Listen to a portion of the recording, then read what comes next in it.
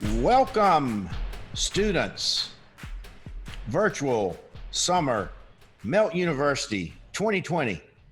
I'm Vince Thompson, founder, chairman, CEO of Melt, and I can't believe it's already week 2 of Virtual Melt University. We are off to a tremendous start. So first of all, I want to thank you, the student, for your participation. Very important and very honored that you would take your time to be a part of this. Secondly, I want to thank so far our podcast speakers and participants. Just amazing. If you haven't listened to the podcast yet, we had tremendous interviews yesterday with Ross Bjork, the athletic director of Texas A&M, talking about various job opportunities on campus and athletic departments. We got a tremendous one coming up with Tracy Wolfson, who is a CBS broadcaster, amazing lady, graduate of Michigan, University of Michigan, talks about careers in broadcasting. So I encourage you to listen to those podcasts, re-listen to those podcasts, take those great takeaways from there, reach out to those individuals, network, write them notes, send them your resumes, those types of things. We had Jason Belzer, some great publications that you need to be reading every day. D1.Ticker, Athletic Director U. Adam White founded Front Office Sports off of a college blog he started at the University of Miami. Follow Front Office Sports. Taylor Bloom of Sport Techie. That's another one to be following as well. Sports Business Journal is going to do a nice piece on us tomorrow. Michael Smith, that's something that you should be following as well. Remember, if you do 100% participation of all the podcasts and all the lunch and learns, you're entered to win an all expenses paid internship live to Melt in 2021 when everything kind of gets back and going into open. There's still time to continue to make referrals. You'll be credited with that for as well. So continue to encourage your classmates, your teachers, your professors, your career guidance counselors, and even other graduates who are out networking for jobs during this time of this pandemic and this crisis, because this is what we're doing it for. We're doing it for you. We want to help you. We want to help you network. We want to help you build relationships. We want to give you those tips of building brand new. We're going to teach the first chapter of the book today. So there's still time to do that. So make the referral, sign up. And with campus restrictions easing up, it looks like that you're going to go back to school. It may be a little different from going to the games. It may be a little different in the spacing in the classrooms. You may get out around Thanksgiving or so, but our plan is to make you a paid campus Melt ambassador when you go back. So it's very important you participate in these things. We've got some more podcasts coming up. Mark Chardy, Cairdi, look him up, one of the most prolific Hollywood sports producers in the country. Miracle, Rookie, $1 Million Arm, Secretariat, tremendous movies. He's going to teach you how to get in maybe to the Hollywood business. As we said, Ty Votaw, dear friend of mine with the PGA, if you want careers in golf. Jim Cavalier is going to be tremendous. Influencer, NFLCR. Look it up. It's a tremendous social media service for student athletes. Going to create a lot of opportunities when name, image, and likeness comes aboard.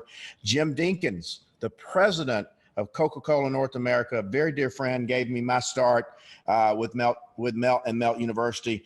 Tremendous. Greg McGarity, careers in athletic director, University of Georgia. Seth Freeman, the CMO of Buffalo Wild Wings, and other big names, Robert Irvine, Chef Irvine, Restaurant Impossible, Craig Silver, executive producer, CBS Sports, and even our dear, dear friend, Paul Feinbaum.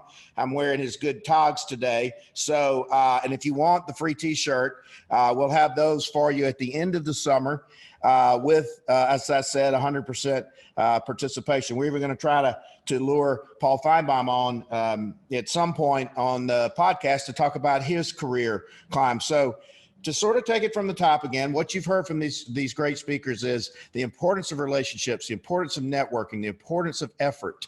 There are going to be obstacles. You're going to get thrown off the saddle. You're going to get the ability to climb back on that saddle. It's how you climb back on that saddle. Certainly, we all know now in what we're living in these crazy times with COVID-19, life is not linear.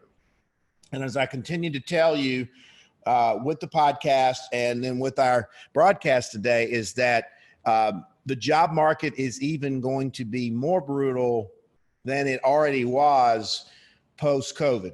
Everybody wants to be in the event business. Everybody wants to be in the sports business, where a lot of people do as well. And so my goal, if I can help one of you land that coveted first job post-crisis, I will have done my job. I will have given back. So like I said, we got the first 4 chapters of the book done, Building Brand You.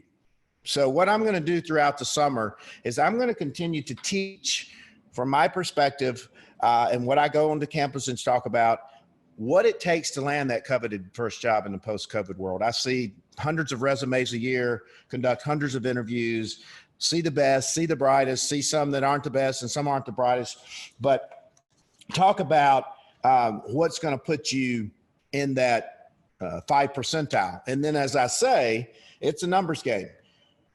We get you in that 5 percentile. At some point, you're going to land that job. You're going to land that fish. That putt's going to drop. You're going to sink that putt. You're going to get that job. And I want to equip you with the tools to help you land that job. So chapter 1 is going to be entitled, Take the Shot. What do I mean by that? The great Wayne Gretzky, famous hockey player, says you miss 100% of the shots you don't take. And there's never been a truer axiom. And I'm going to use myself as a teaching example today. I really never thought that I was going to be the CEO of a sports marketing firm in one of the biggest major cities in the country. I grew up very, very in a great little town in Lower Alabama called Chatham, Chatham. My parents still live there. And it was a town of one red light. My dad was the mayor. He had a grocery store. Yep, there's the red light right there. And but it was an ideal existence for me. It was really only the biggest place I'd ever been, short of going to Mobile on a shopping trip or going to see a Saints game occasionally in New Orleans. That was my favorite team back in the day. And so, but I grew up, surrounded by love. I grew up fishing. I grew up playing sports. I grew up watching sports. I grew up writing my heroes back in the day when the heroes would write you back and send you their autographs and those types of things. And if you ever watched the Andy Griffin Show, it was very similar existence for me, because that's basically what we did every day. And so I get to Auburn, and it was, to say the least, a shock to my system. It was the most people I'd really ever seen. Like I said, I'd been to some football games and some stadiums at Auburn, Alabama, New Orleans, Baton Rouge, Senior Bowl, Mobile, but I'd never been around that many people before. And I immediately was overwhelmed. And so I know a lot of you go to school. Yet obviously you're way more prepared now with the advanced placement classes, with being able to take your SATs and your ACTs and have tutors and those types of things. None of those tools existed for me. I'll tell you, I made 21 on the ACT. And when I tell people that, they're like, oh my God, we didn't even know a score would go that low. And so, so I was overwhelmed, to say the least, and couldn't find my place. So I will tell you, that's not an abnormal feeling for you when you go to school. And so then I also immediately sort of knew, I'm like, hey, there's sort of a, I don't know, shall we say a caste system around here, not of the haves and the have-nots, but I figured out pretty quick that a lot of kids had been better prepared than I had been. I had a great high school, great public education growing up, but I could just tell that there was a little bit of a difference. Didn't know what, couldn't put my finger on it. Also knew I wasn't getting quite the experience that I knew I should be getting at Auburn University. I lived off campus. I walked to school. I wasn't, networking, wasn't making a lot of friends and those types of things. And so went home for the summer and said, hey, there's got to be a different way to do my college experience. You only got 4 or 5 years there.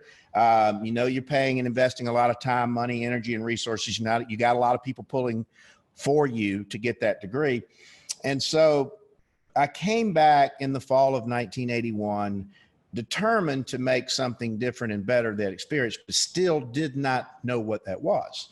Although I still knew I had a passion for sports, and I knew I had a passion for writing.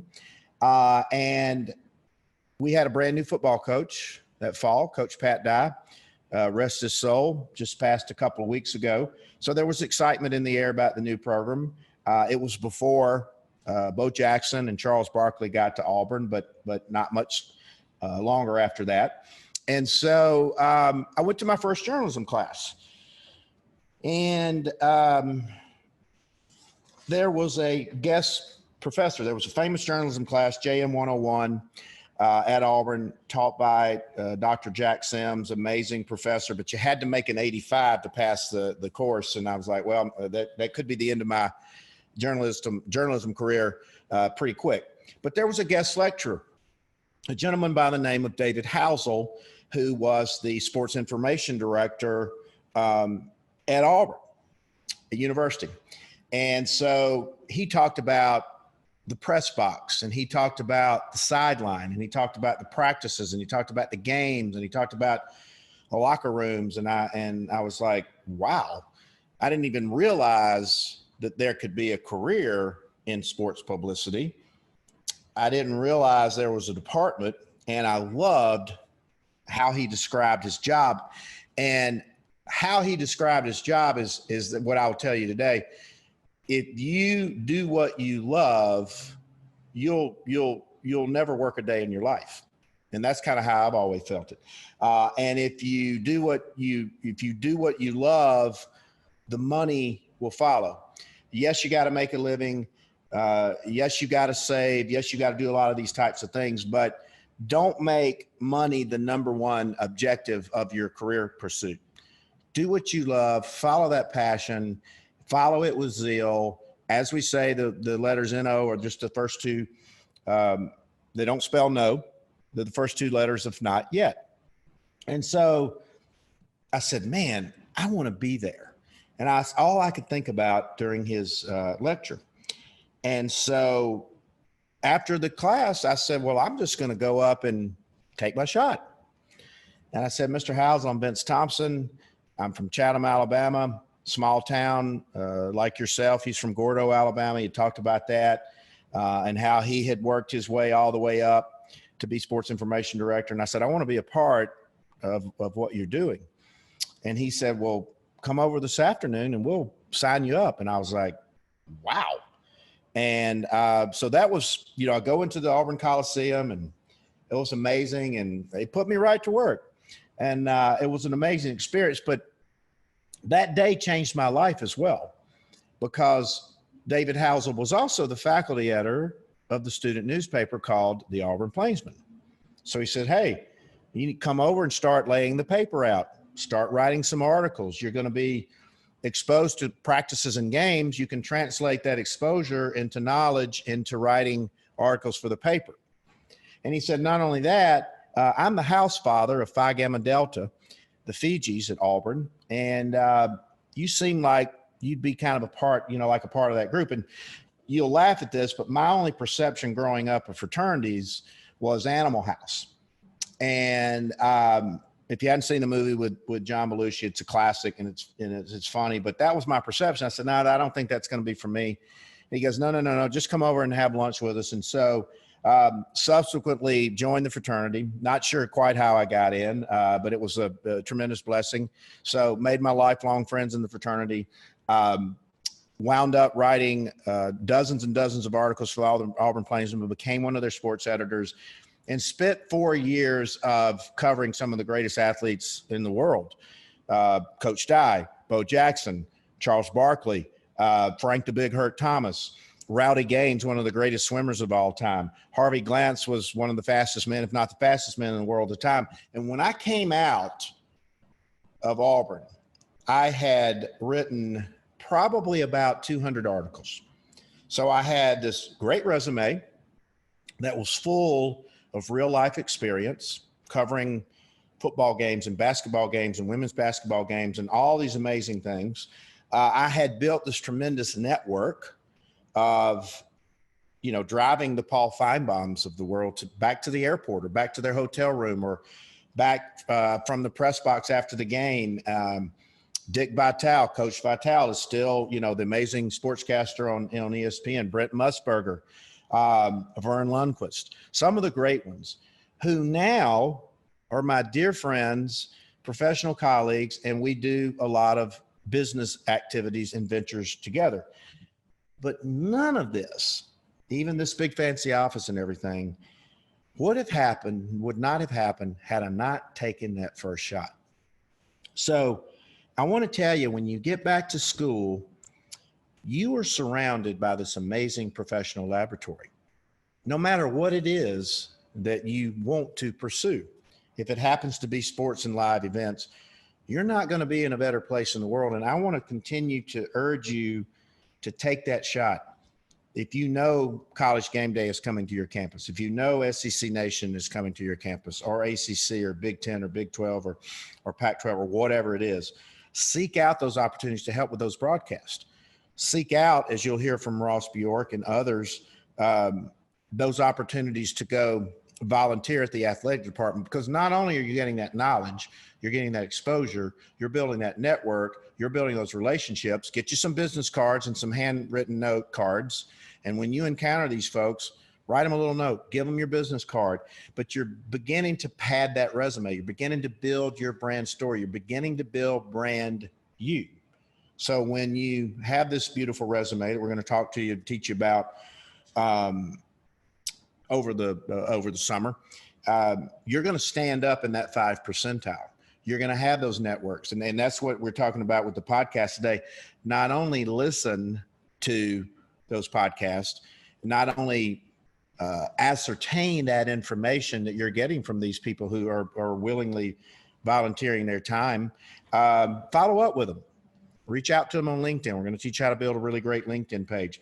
Find out what their business address is. At some point, we'll all be back in our offices, and write them a note. Send them your resume. Tell them how much you enjoyed their podcast.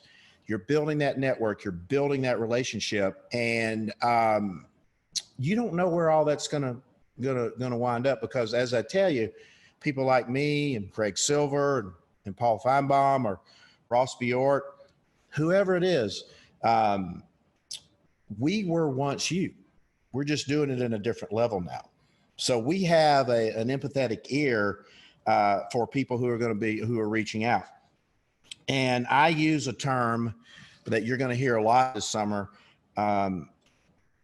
called being relentless.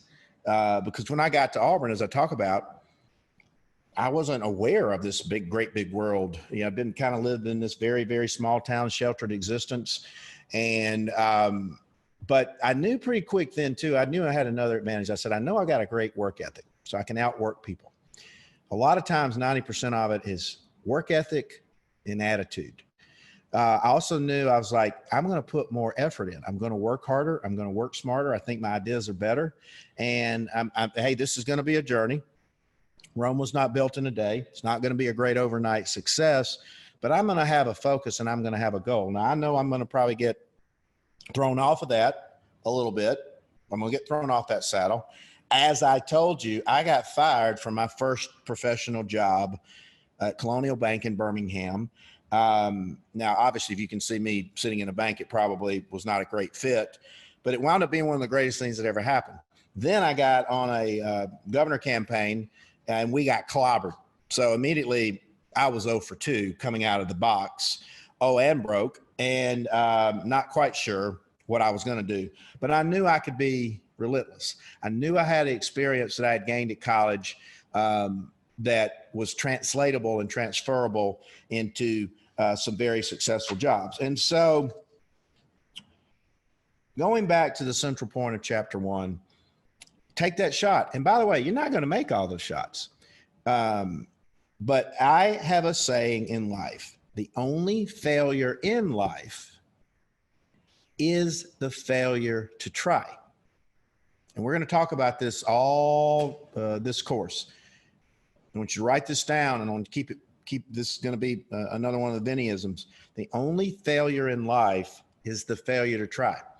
Because everybody asks me what I do for a living. I say, I'm in the rejection business. I get told no all the time, just like you're going to get told no. I get knocked off the saddle all the time. Our business has been knocked off the saddle right now. We're in the live events business and we're in the sports business, and there aren't many of each of those right now. It's coming back. And so, but that one encounter with David Housel changed everything in my life.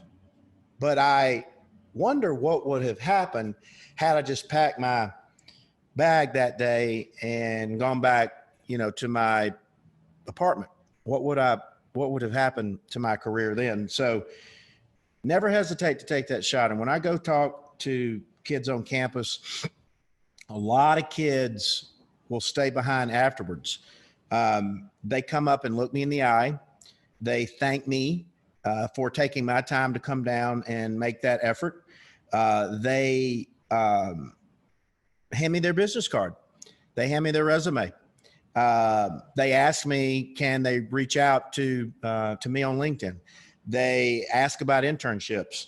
And even some of the better ones write me a note and tell me how much they appreciated me taking the time to come and share what wisdom I have with them. And let me tell you, those little tricks of the trade stand out. Take the shot. Be relentless. Put yourself in the position to win the ball game. And that's what we tell our kids a lot, is that you're not going to win them all, but at least you've put yourself in that position to win. And at some point, you're going to, that putt's going to fall. You're going to win that job. You're going to land that job. And because you don't know if you're ever going to, you don't know if you're in the right place at the right time until you realize you're in the right place at the right time. And so when you go back to school, there's going to be a lot of guest lecturers. There's so many great career development offices now at your universities. Take advantage of those people. Those people are there to help you get that job. They know you're investing a lot of time and money. They want to help you, and your success is their success. So don't fail to take advantage of that career development. Always keep your eyes open for a lot of guest lecturers and career days on that campus, because those are tremendous networking and relationship building opportunities. I participated in one last spring, I believe it was, at Auburn. And we do one every year at the University of Alabama and Georgia and other places. But these are great resources. These are great speakers. But not only do you need to go to those career development, you need to go prepared. What do I mean by that? Have your business card, have your resume, and do the research and the homework on whoever it is that you're speaking to or reaching out to. Put yourself in the position to win, because you're sending these signals. Basically, every one of these interactions is basically an audition. And so we're going to talk about this, all summer, because let me just tell you this. As I said, I'm just like you. It's just a different level in the 40 years removed from Auburn University, but I still have that empathy for the kids out there who are trying. And so when you go back to school, no matter what it is, take advantage of the career development, take advantage of the speakers, build those relationships with those teachers and professors. Look around you for opportunities. I mean, there's events going on in campuses every day. So put that effort in there, whether it's the sports information department. That's me right there. Yes, believe it or not, that's actually me on the right in the dark shirt. We actually used to string cable for ESPN, and that's at an Auburn basketball game, I'm assuming, or women's basketball game, back when cable television only was in about 10 million homes.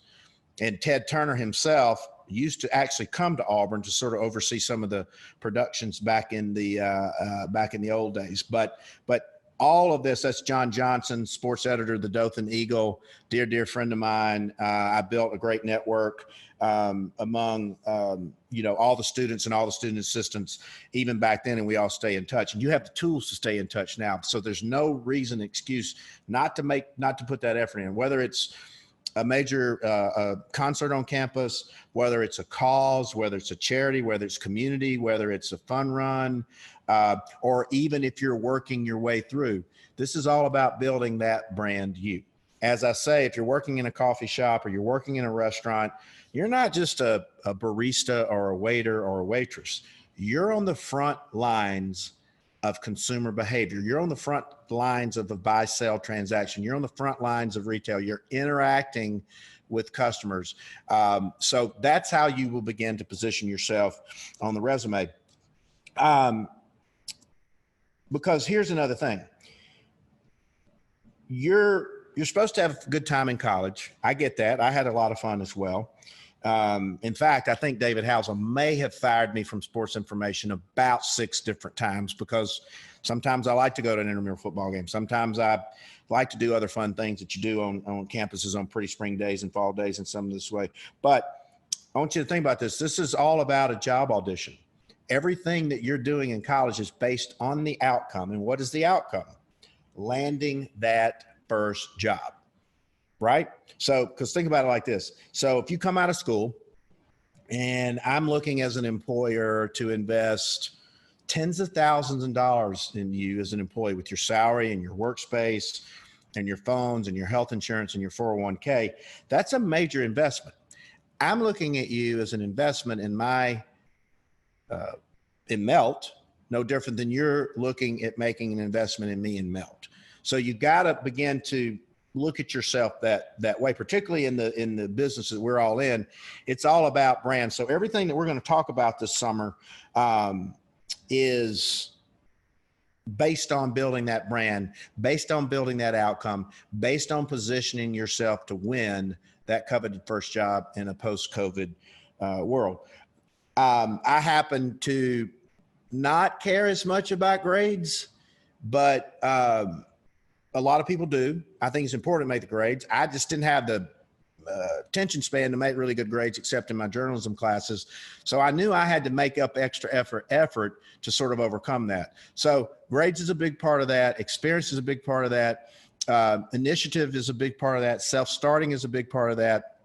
Show those qualities in the resume, which we're going to talk later. Because as I said, the competition in the post-COVID world is going to be brutal. And what do I mean by that? Well, there's several things that I mean. Before COVID, the competition for entry-level jobs in the sports and event level world was brutal. So now with millions and millions of people out of work, particularly in the marketing services business, it's been hit really, really hard. There are going to be more people in the pool. There's going to be more experience in the pool who are out of work, who would be willing to take probably a lesser job at a lesser salary than they would have been prior to the COVID hitting. So when you dump all of these people seeking the same jobs in the pool, it's obviously going to raise that demand, what we call a buyer's market for talent. So we're going to give you the tools this summer to really stand up head and shoulders above the crowd. And so, but that's why we're doing this program this summer. My goal is to put out 30, 40, 50 podcasts with some of the greatest speakers in the world. We're going to have, like I said, we're going to have Commissioner Sankey, the SEC. He's going to talk about job opportunities in college athletics in the post-COVID world with the SEC. Ross Bjork talked about all these amazing things that are going to happen, job opportunities out there now, the sanitization of all the venues, the health and safety of the kids. Taylor Bloom talked about the technology and how technology is going to not only inform the athletic performance, but how it informs the fan experience. Fan experience is going to be another good one. Data analytics is going to be huge because we got to get fans back. We got to know who those fans are. We got to know what motivates them. We got to know what they'd be willing to pay for and not. That's going to be huge. The social media. I will encourage you to begin studying. You'll see a term called NIL. That's name, image, and likeness. So going into 21, student athletes, much like yourself, are going to be able to monetize their content and their name and their image and their likeness. So that's going to create a lot of other job opportunities. And you'll hear with Ross as well, mental health among, you as a general population, student population, and student athlete population is another big rising thing. Things that I really didn't think about with my sort of lens of the College of Liberal Arts. But if you want to be a mental health professional in sports, that's going to be a big one. You want to be a data analytical professional in sports, that's going to be a big one. Content creator, social media, sponsorships, marketing, the over-the-top OTT, that's another term to become familiar with, the streaming of games on handheld devices, and so, or AI, artificial intelligence. So we're going to expose you to all of that. I'm very proud of that. I'm very thankful that I have relationships that I've maintained over the years with many of these speakers. Like I said, Shaul Zizlin, who founded the Hangout Music Festival. You want to get in careers in producing music festivals, because all of these things will come back at some point, whether we have a vaccine or a treatment or a cure for COVID.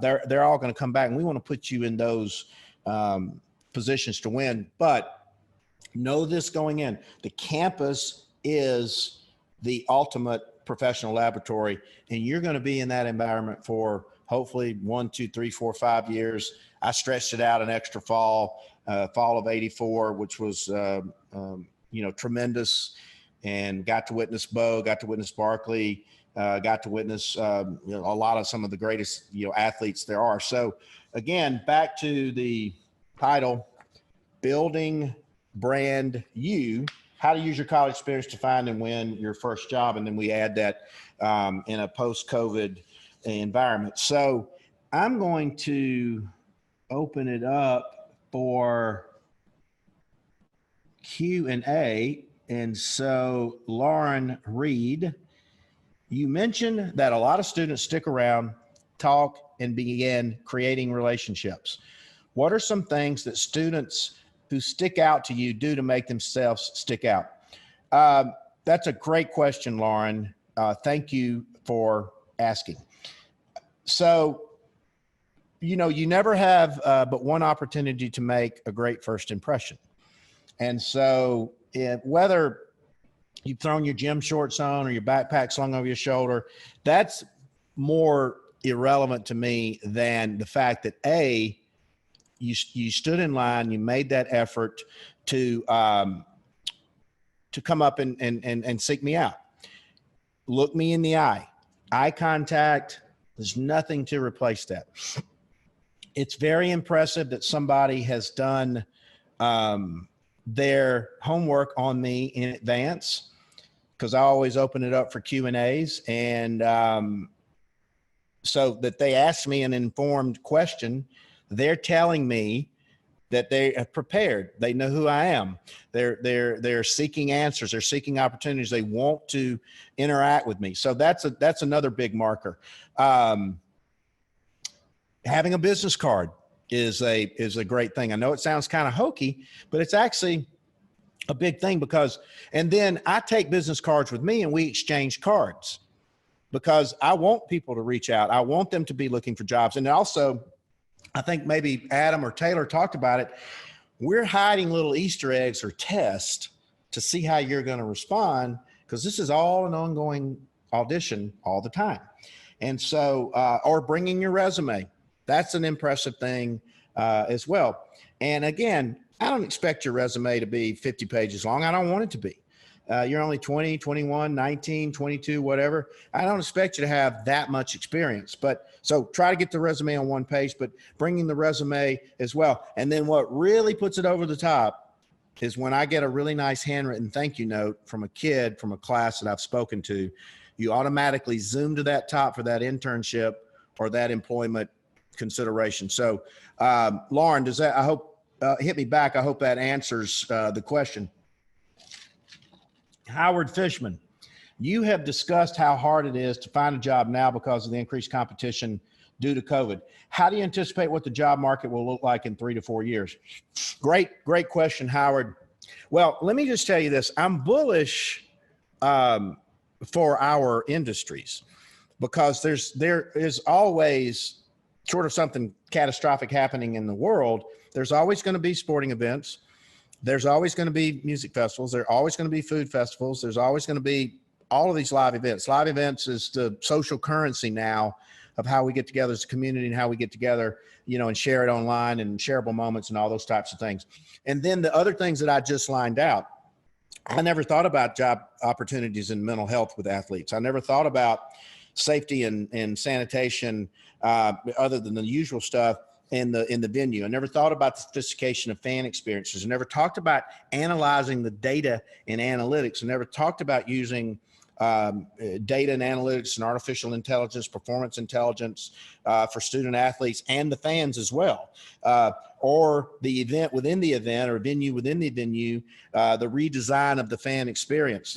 Never thought about there would be business opportunities in the tailgating space. The tailgate guys, look up the tailgate guys. They probably have an installation that you can help on campus as well. Never thought about, there would be data analytics with mining season ticket information, and then even into the wireless environment, creating the content, connecting the athletes and all those types of things. So I'm really bullish, even more so post-COVID than maybe I would have been pre-COVID, because it's, in chaos, there's opportunity. And so you got to find those spots to pick within opportunity. So I hope that answered that, Howard. Griffin Thomas, when you talk about reaching out to these industry leaders, is LinkedIn the best and only way to get in touch with these speakers is sending them an unsolicited email with your resume too invasive? Great question, Griffin. And I think maybe it was Ross, or I forgot who talked about it yesterday, or Adam or Taylor, but go back and listen to those podcasts. I think LinkedIn is the best networking tool that's ever been created. And I'll just use me as an example. I have over 19,000 followers on LinkedIn. All right. There is a built-in amazing resource and Rolodex and tool for you right in the palm of your hands or right at your keyboard and your fingers and your laptop. And you can go in and look through my 19,000 followers, and you may hit me back and say, hey, do you know so-and-so at Coca-Cola, or do you mind if I use your name? And sometimes I may not know them as well, and I'll tell you that as well. But a very polite introduction on LinkedIn never hurts. And as Taylor said, we might even, maybe not even respond the first time because we want to see what kind of effort you're going to put in there. The second thing is, I'm not necessarily sure attaching a resume in the first reach out into LinkedIn, but maybe the first reach out is like, hey, Mr. Thompson, War Eagle, congrats on the business success. See what you've built. I want to be in this industry. So it shows me you've done the homework. It shows me the effort that you've put in to do the homework and to do the reach out. And the way I usually position it, because I'm kind of doing this, using the same tricks that you are, is I position it as advice seeking more so than job seeking. So, hey, Mr. Thompson, what advice would you give me right now in the market? And if I'm worth the salt, I'm going to respond back to you. And then that's what's called softening the target. So you're beginning to soften that target. And then the next pass is, do you mind if I send you my resume to take a look at? Or do you mind if I, send it to you in an email? Or do you mind if I mail you a copy of it? Will you come get it? So you're establishing a relationship. You're establishing that rapport. And what I say, like I said, in any relationship, kind of softening the target. And then you kind of gradually build up into that. Grayson, Wyndham, what is one thing that previous interns have done that stood out to you that you continue to look for in future interns? I think attitude, and effort? Do you bring the heat every day? Do you try to, look, decent when you come in here? I mean, I wear shorts and t-shirts and things of that nature as well. We have a loose work environment. Are you there early? Are you volunteering to do extra things? Are you staying late? Are you willing to go that extra mile? Because as Ross Bjork said yesterday, that extra mile is going to be that extra mile that you outpaced your other fellow students in the job market. Because at some point, all your classmates, you're going to be competing against for that job. So I think attitude and effort are two big ones. Kelsey O'Loughlin, as you were applying for jobs out of college, you believe you had an advantage over others as a strong writer with articles to show potential employees? Absolutely. I would always walk in with my resume. I would always walk in with my big portfolio that I would take back and forth, but I also, so they could thumb through it, but I would also print a couple of extra copies of a couple of articles that I had written to leave behind so they could read and study my writing.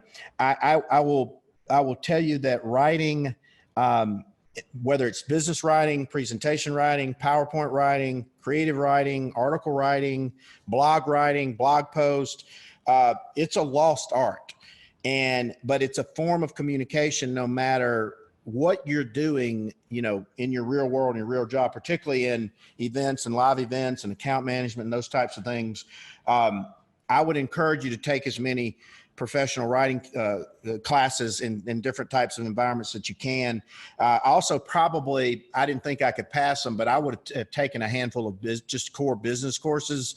I didn't really have that. I'm a right brain guy. I didn't really have that. So take some business courses if you can as well, just basic core knowledge, learn the core. We have an expectation. You'll know Word, you'll know Excel, you'll know PowerPoint, you'll know some of those more sophisticated, versions of software, because to particularly be an account executive, you're sort of like a point guard in an events company or a sports agency, because you wear a lot of hats. Your account management, client management, budget management, event management, pitching ideas constantly as well. So, but absolutely having strong writing skills is always worked out well for me. Francis Dazio, my internship was canceled due to COVID. How can I show that I have experience when my internship was canceled? Will I be behind without a full-time internship? Couple things, Francis. We're all in the same boat. So if I get your resume and it says that you did a virtual internship with Melt, you're not going to really be behind, because internships are going to come back. But what I would encourage you, a couple of things, is on your resume, package your experience with Melt U as this: hey, was able to participate in 50 podcasts with top industry speakers. I was able to learn the chapters of a great book in post job seeking, learn resume writing skills, learn LinkedIn writing skills, learn from some of the best. Then not only that, so package that branding of you within that resume. Secondly, I would encourage you to reach out on LinkedIn and in a handwritten manner to every one of these people that you listen to in the podcast, because you've got that warm intro, you've got that warm lead, you've got that softening the target, soft lead, like, hey, Mr. Dinkins or Mr. Bjork. I still address people in a formal manner until they tell me not to. I enjoyed your podcast with Melt U. Thank you so much. I'm following up. Attached is my resume. Please keep me in consideration. And then you begin that follow up and that relationship building process. So again, it's not like you're not making an effort to be in an internship. There are just no physical internships, or not many of them this summer. And the other thing is, encourage your friends to participate with us. Help them, because we all need to help one another during these crazy, trying times that we are. And so, my goal is to have thousands of people in Melt U through the summer. Is share the podcast, share the Lunch and Learn with your friends, professors, career development. Obviously, also, you're going to get a lot of credit for that, and you will get a live internship or these really cool Paul t-shirts and things of that nature, and you'll be a paid ambassador when you go back to campus. So again, effort and attitude. Caroline Botal, I'm having your father on the podcast actually this afternoon. As a recent grad, networking, looking for jobs in these uncertain times can be challenging and sometimes discouraging. Do you have any advice on how to stay motivated and keep the momentum going in the job hunt? Let me tell you, that's Caroline, tremendous question. And let me tell you this, we're all sort of in this together. And I know that's cliche and all that, but I mean, you know, I'm working from home. A lot of my employees are furloughed. I'm working, you know, with the ones I have on Zoom. I don't have that camaraderie with them every day. I don't have that energy. So some days even it takes a lot to stay motivated. So 2 or 3 things I'll tell you. Try to stay in some type of healthy or normal routine. It'd be easy to sleep late, but try to get up as you can. And then try to establish a routine where you're reading every day within Sports Business Journal, Sport Techie, Front Office Sports, Athletic Director U, D1 Ticker, get a subscription to the Wall Street Journal, and not only use it as a learning and education exercise, but as a networking exercise. I read probably 30 to 40, 50 publications per day. I'm doing it to inform myself on behalf of the agency and my clients, but I'm also doing it as identifying new business leads. So I'm really kind of doing the same thing that you are. And so when you read these articles, not only read them to inform yourself, but also to network yourself. So if you see somebody quoted in that article that's relevant to a job search you're conducting, track that person down through LinkedIn, reach out to them through LinkedIn, find out what their business address is, send them a handwritten note, but try to stay in a routine. I also will tell you, it's okay sometime to not have a good day. It's okay to be off your game, because we're all in this kind of, altered state together. I mean, our world completely stopped on March the 13th. I mean, we were going into the activation of our 18th Final Four. And so, but stay in a routine. If you have the ability to get out of the house a little bit, get some fresh air, try to get a little exercise if you can, and then set a goal for yourself. Say, okay, I want to read this many publications per week. I want to read this many podcasts, listen to this many podcasts per week. And I want to do an exercise that, hey, I'm going to try to send 5 outreaches per week. So if you were to look at that from a math perspective, that would be 12 weeks in the summer, which is 60 business days. And if you did, 5 per week, that would be dozens of outreach per week. You want to try to have maybe 100 by the end of summer, because again, a fishing analogy, you got to make 100 casts to get 8 bites to land 2 fish, or those job bites. So it's all going to be a numbers game. It's all going to be a volume game, and you got to play the long game in this as well. So I hope that helped, Carolyn. Drew Thruckout, our friend Paul Feinbaum says to tell you hello. Where did you get that shirt? I love it. Well, Paul, let me go back to relationship building. I met Paul literally 40 years ago this summer at the Ken Stabler football camp. And yes, he had hair, and yes, he had a beard. He was a sports writer for the Birmingham Post-Herald. And 40 years later, he's my brother. We talk all the time. He's given me tremendous exposure for my business.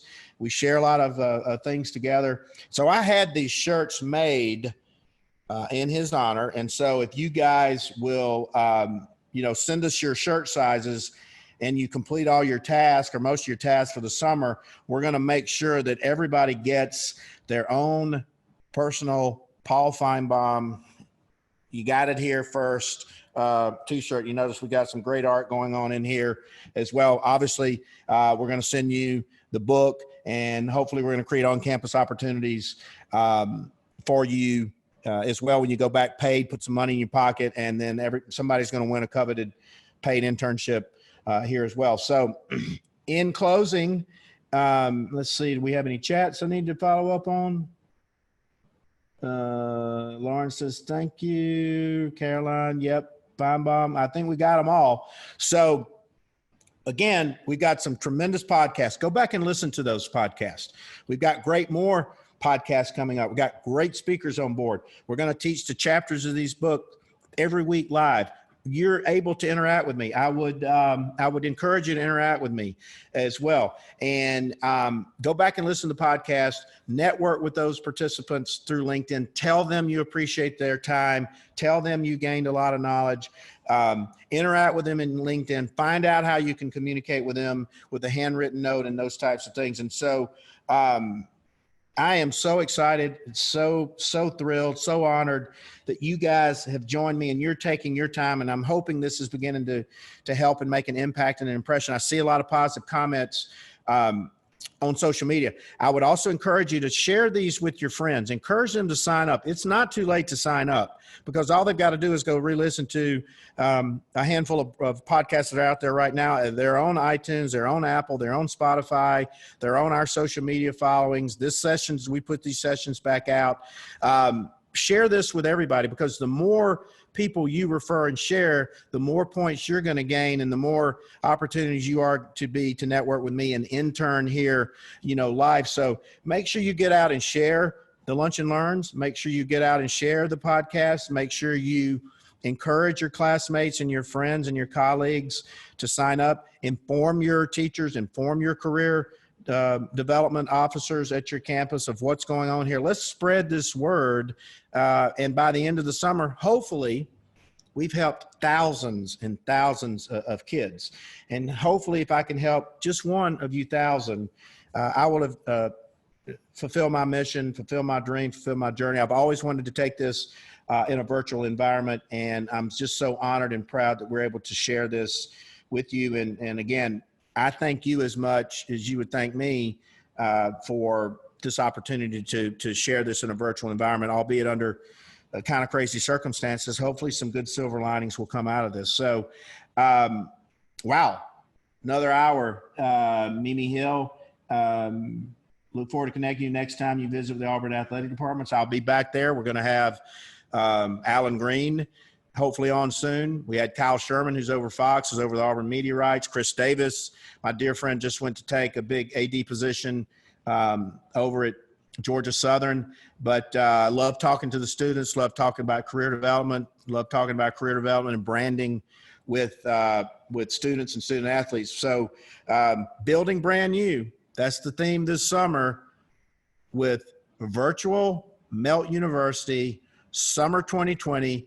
I'm Vince Thompson, founder, chairman, CEO of Melt, and we'll see you next Wednesday on virtual Summer Melt U 2020. Thank you so much.